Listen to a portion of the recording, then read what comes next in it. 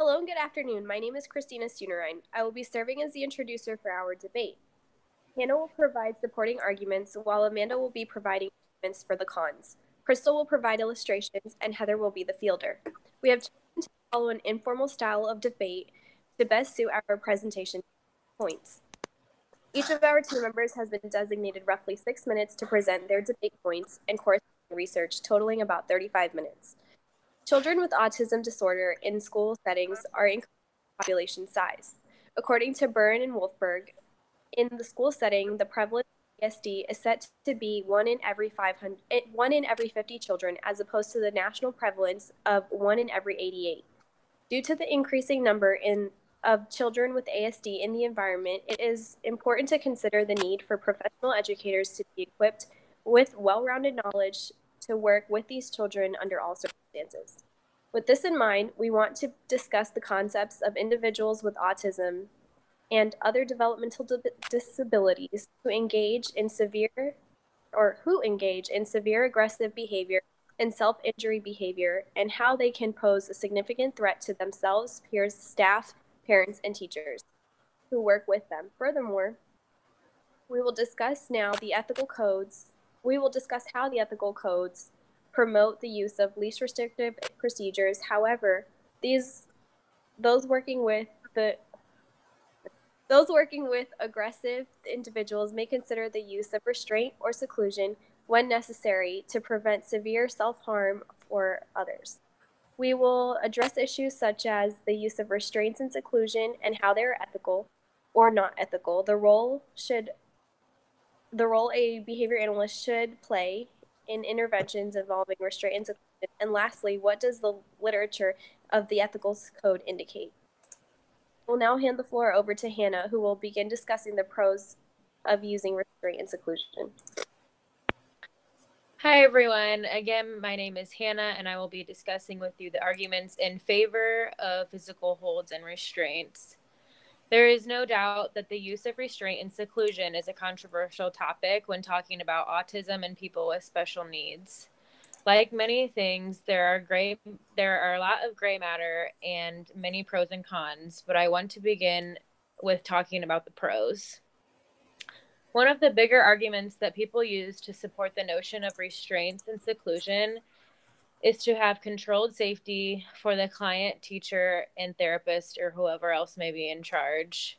Children and adults whose problem behaviors include self-injury behaviors and physical aggression have the potential to cause harm to themselves and other people depending on their age and size and the intensity of their behaviors. For example, in May 2012, an autistic boy in Oregon attacked his school bus driver on the way to school, which led to a hospital visit for the bus driver. While there were many other safety concerns in this scenario, due to the vehicle being in motion, had the bus driver been able to restrain the child, the problem may have been solved. Another example that I have takes place in Naperville, Illinois, in a special education classroom where a student went into a tantrum and injured a teacher. Reports say that the student threw chairs and books and at one point raised a chair over his head to strike the teacher with it. The teacher in this scenario was pushed and she fell against a board, injuring her head and neck. In this situation, had the tantrum been resolved early on by using a restraint, the teacher may have come out unharmed. One of the other arguments in favor of restraints and seclusion involve training of the holds. ABA is still a new concept to many people, which is important to note for this topic specifically. Throughout generations and even within the past few years, training for proper holds and restraints have developed and improved. There were strict movements and procedures that make restraints very safe for clients. In a forum written by Dr. John R. Lyon, a report was done on restraints in psychiatric hospital patients.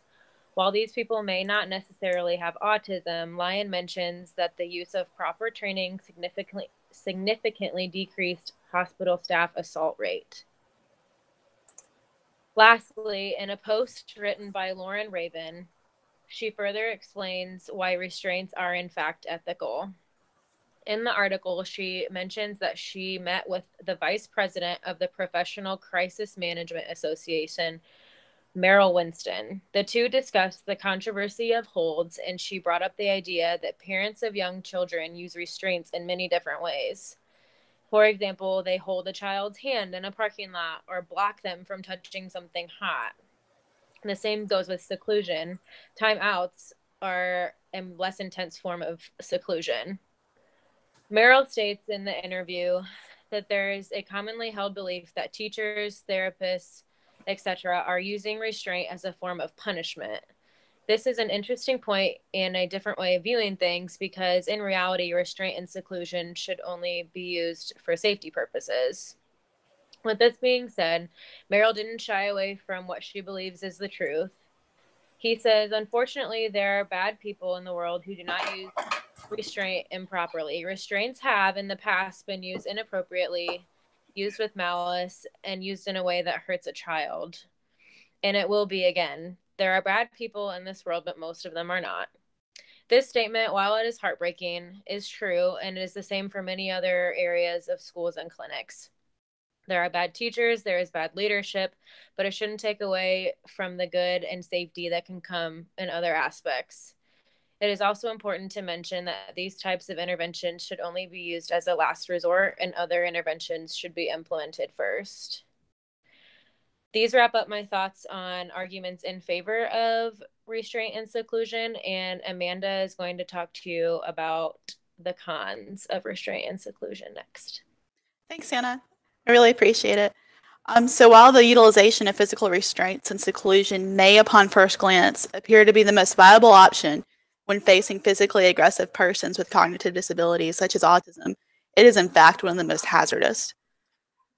Physical restraints are often like cars. So think about a person driving a car down the road. If the person is driving with integrity, they maintain all road signs and rules, such as the speed limit, then a car can be a wonderful tool, right, to get you from point A to point B. If attempting to drive a vehicle without maintaining those ethical rules of the road, lives are put at risk and vehicular manslaughter can occur. Persons who are well skilled and trained in the use of physical intervention procedures as designated by the facility or company they are employed by, and maintain at a minimum a yearly retraining to ensure skills have not been lost, can be a great asset to ensure the clients in crisis remain safe. However, finding persons who are willing to adhere to Ethical Code 1.04 integrity, particularly looking at 1.04c that states behavior analysts should not engage in any contingency that may promote fraudulent, illegal, or unethical conduct, is a very difficult task. A lot of the times you may have reactivity if a supervisor walks into the room and that supervisor is the one perhaps who provided the training. Oftentimes this would lead to a different behavior exhibited by the behavior technician, the RBTs, BCABAs, and even BCBAs. And so it becomes very, very difficult to figure out what's really going on. The situation becomes even more dangerous when seclusion practices are added into the policies of a facility or company. You look at Sunline Miami scandal in 1972 and how once orchestrated facility that was supposed to help people turned into a situation that was highly abusive and was termed as ground zero for one of the most abusive cases. And pivotal point for our field is needing some kind of guide to make sure that, hey, we're not doing things unethically. Heather Vogel from ProPublica.com wrote an article published on CTWatchdog.com discussing the violent and legal ways school children are being held down against and even isolated against their will. In this, she introduces Carson Luke, who is a 10-year-old child diagnosed with autism spectrum disorder. Carson has his hand crushed in a door while staff were attempting to lock him into a seclusion room at Southeastern Cooperative Education Program's Deep Creek facility in Chesapeake, Virginia. It further shared that children often received head injuries, bloody noses, and even death. In one shared seclusion event, a 13-year-old Georgia boy hung himself with a rope officials made him put on his pants with. In 2009, the Government Accountability Office found that at least 20 children have reportedly died from being restrained or isolated over the course of 2 decades. Loss of human life is unacceptable. Our first priority and our main core ethical principle as behavior analysts is to do no harm to those that we serve. And Crystal will show you a picture of that injury. in just a little. So in a study completed by Jennifer Connolly published in the Research and Practice for Persons with Severe Disabilities in September 2017, seclusion of students with disabilities was researched over a course of 12 years. In this study, she shared findings from 26 due process hearings that took place nationwide. So due process hearings are really helpful for parents because, hey, if they're not happy with services that are being rendered, they have the right to go to court and discuss that. For the purpose of her study, seclusion was defined as the involuntary confinement of a student alone in a room from which the student is physically prevented from leaving. Findings from her analysis include the following. Students of all ages and both genders with significant cognitive and behavioral disorders were subject to seclusion. The rationale for the use of seclusion did not always involve a safety concern, and students experienced an escalation in behavior upon being placed in seclusion, along with high frequencies and long duration of the seclusion event. Many studies in this study had a variety of physical and mental health conditions and cognitive disabilities. But let's put this all on hold for a minute and remove everything I just shared about the improper use of physical restraint and seclusion procedures and the physical injury that can ensue. And let's look deeper at the intervention itself and the trauma that can occur as a result of the behavior intervention. So Ethical Code 4.09, Least Restrictive Procedures, states that behavior analysts review and appraise the restrictiveness of procedures and always recommend the least restrictive procedures likely to be effective. Using this ethical code would help to ensure that behavior change programs cause the least amount of trauma to clients, especially for those with cognitive disabilities such as autism. In the Journal of Autism and Developmental Disorders, Kearns, Neuschafer, and Borowitz published a 2015 review of the traumatic childhood events in autism spectrum disorder. They define traumatic childhood events as any childhood event that are associated with a wide range of negative physical, psychological, and adaptive outcomes over the life course and are one of the few identifiable causes of psychiatric illness in the future. They identified that children with autism spectrum disorder may be at an increased risk for both encountering traumatic events and developing traumatic sequelae. So while there has been limited research diving deeper into the subject, there is definitely a lack of research done between trauma and in the effects long term. But we know there's a link between trauma and increased physical aggression. Many agencies, including Canopy Children's Solutions in Jackson, Mississippi, encourage the use of trauma-informed care approach to ensure all staff consistently think about the effects of their actions, including physical hold and seclusion procedures, on the vulnerable clients served, even requiring trauma-specific training such as risk and connections to be implemented and practiced with all hired staff. Ultimately, as behavior analysts, it is our responsibility to ensure that we minimize risk of harm to the fullest extent possible when ensuring that if we observe anyone engaging in harmful and unethical practices, that we must utilize Ethical Code 7.02, ethical violations by others and risk of harm. And that talks really about how we as behavior analysts have to report anything that we see that might be harmful to our clients. And we have to determine whether there's a potential for harm, a possible legal violation, and then a mandatory reporting condition. And we need to make sure that we take necessary action to protect the client. And we have to make sure that the attention is brought to the individual, but if the individual is not willing to change or to do anything about it, then the following reporting procedures need to be taken to the BACB. And so, seclusion, restraint, physical holds, they can be helpful, as Hannah shared, but they can also lead to some very unethical situations and trauma to the clients that we serve. So I'm going to pass it to Crystal at this point, who's going to share some visuals regarding our points. Hi, my name is Crystal, and I'll be explaining descriptions of the illustrations shown of seclusion rooms, physical and mechanical restraints. And this picture shows a boy that is sitting in a seclusion room and isolated from others. Research has shown that in the last several years, the national news reported several usage of seclusion rooms in the schools across the United States. There have been many investigated cases involving the abuse and deaths of using seclusion and restraints in schools and treatment centers. Seclusion can be classified as the term timeout, which is defined as reducing inappropriate behavior by denying a student access for a specific time. Timeout is divided into 4 levels: ranging from least to most restrictive, which consist of inclusion timeout, exclusion timeout, seclusion timeout, and restraint timeout. Seclusion rooms became common in special education settings in the 1970s and 1980s and was used on students with emotional and behavior disorders. Reports have shown that some teachers use seclusion for non-emergency situations such as leaving a non-assigned area, non-compliant, interrupting class, disrespect, harassment, and property destruction. In 2011 to 2012 school year, it was reported from the Office for Civil Rights that 37,000 students were put in seclusion and 58% of the students had disabilities. In my next picture, it's physical restraints, shows a teacher physically restraining a student and a diagram showing different types of physical restraints that can be used. A physical restraint is defined as one or more individuals restricting the freedom of moving, physical activity, and the normal access of their body. Physical restraint is used to decrease the movement of the individual's arms, legs, body, and head. Physical restraint is used to control the movement of a child. These types of physical restraints are used in a variety of places such as hospitals, mental institutions, education agencies, juvenile centers, and mostly in schools.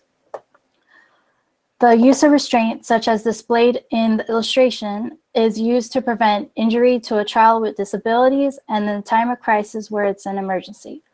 There are a variety of reasons that physical restraint is being used, including a student being non-compliant. A physical restraint can also be used to take the student to a seclusion room as described in the previous illustration. As more students with emotional and behavior disorders are enrolled in a general education classroom than a special education class, then the higher the chances of using physical restraint on them. Studies show that physical restraint can cause psychological harm to children that were previously abused. In this picture shows what a mechanical restraint looks like, using a chair and belt to strap individuals down. Mechanical restraint can be any type of device or objects consisting of tape, ropes, weights, and weighted blankets. These objects help to limit the body movement from others and control the behavior. In the school settings, mechanical devices are used with people that have physical disabilities such as cerebral palsy. These individuals uses the chairs or standing tables with restraints, which permits them from engaging in educational activities where their muscles or bones would not allow them to participate. Reports stated a 4-year-old that was strapped to a chair, identical to the picture showed, was later diagnosed with post-traumatic stress disorder, which then led to bedwetting and frequent cases of temper tantrums. Overall, there are little research showing whether or not mechanical restraints helps to control students' behavior in school settings. My next picture shows statistics of incidents in 2012 to 2013 school year involving students that were restrained and secluded. The highest level was autism, ranging from 40 to 4%, and second lowest ranging from 1.8% for intellectual disabilities. And that concludes the illustrations. Next person is Heather.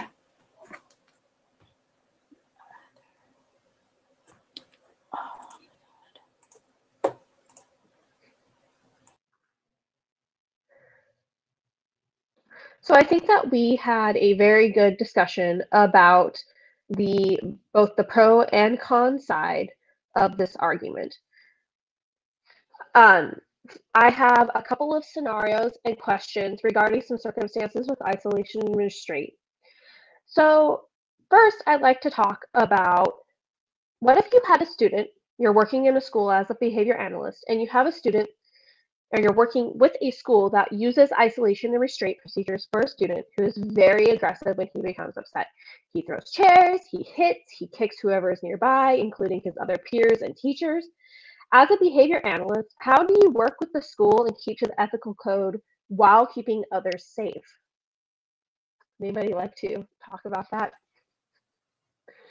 I can talk about it for a second. I think that one of the things in my field that I have to do as a supervisor over 11 behavior technicians is I have to make sure that they always have a witness, that there's always somebody, a third party, that's not interacting in the hold, so the emotion is taken out of it, and that they're able to monitor the procedures and the integrity of those procedures, and even take data on those procedures, to make sure that we are doing our utmost to ensure the child's safe, but not just the child safe, but that the staff is safe, because oftentimes, especially for children who have autism or other cognitive disabilities, what they do in the physical hold may feel completely different to them, and they may describe it as such. Like they may say, Mr. Barry was choking me when Mr. Barry had his hands just around his arms. And so because children sometimes also have communication problems with cognitive disabilities, they may describe them in different ways, and describing them may lead to court cases, may lead to lawsuits. And so you have to be really careful to make sure that, hey, they're supported, but that everything you're trained in and that your agency's legal team backs you with doing, and that the BACB supports doing, that we follow that by the book to the best extent possible, and that we debrief on those things. We take data on when we have to use them so that we're transparent, but that we can debrief and talk about any breakdowns that may have happened so that we can prevent those in the future. Thank you, Amanda. That was very well said. All right, so here's another scenario. Let's say we have a student who has a past history of physical abuse, but she is still in a position where she is harming others when she gets upset. Is it an appropriate thing to use isolation and restraint with a child with this kind of background? I mean, are these kind of things even being considered when we're talking about use of isolation and restraint for a child?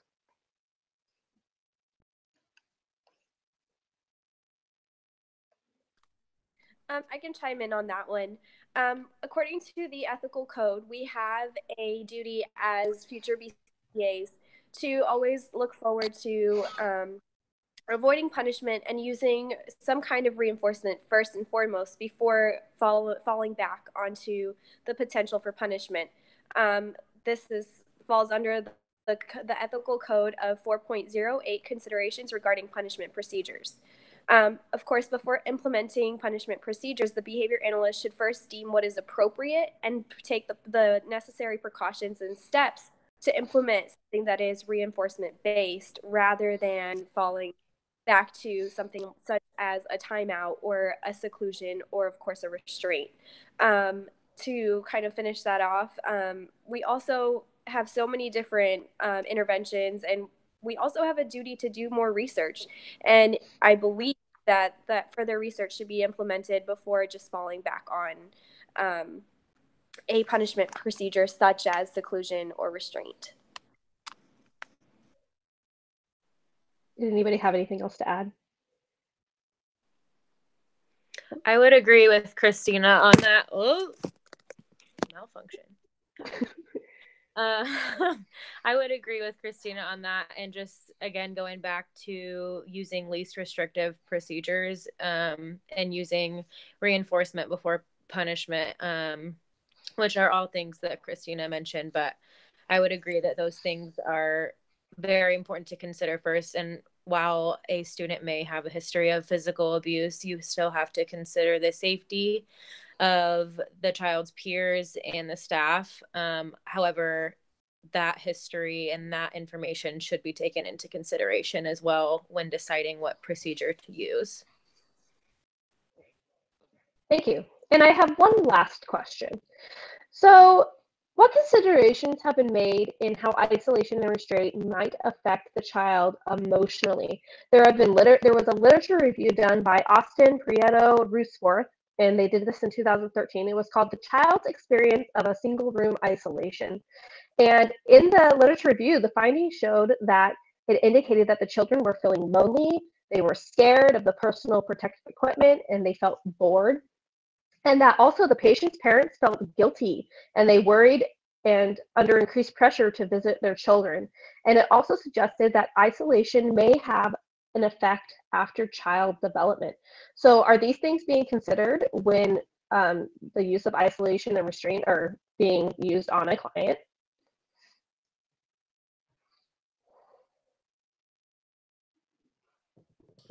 I think that that's why there's so many different grant opportunities for people to not use seclusion in different places. I know that in our state, in Mississippi, they're really advocating that even facilities who have nursing personnel who could stay there and maintain and monitor a seclusion procedure, they don't even want them to use seclusion practices because it is so damaging to the child. And so to me, looking at all angles and understanding the desperation at times of the team and the exhaustion the team feels when they really need some relief from the aggressive event that's going on, at the same time, at what cost to the child?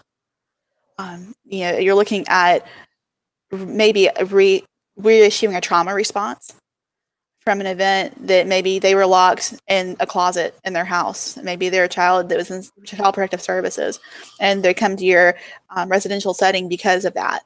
And so maybe putting them in that seclusion room could reissue that trauma response and cause an even worse 30 minutes for your team. I would like to add to that as well. You did mention, Amanda, those are great points, but you did mention too that children were feeling bored and they were not comfortable being in there. And I think that's the reason why this is a punishment procedure. I do feel like, obviously, again, in everything with ABA, if reinforcement and punishment are being used together, then they can be really effective for behavior change. However, if a student is feeling bored in a room, then that may in the future decrease their behavior. And I think that's important to note, especially as being the person who spoke about being in favor of the restraint and seclusion. But I think that's important to touch on, that may in the future for the child decrease their problem behavior.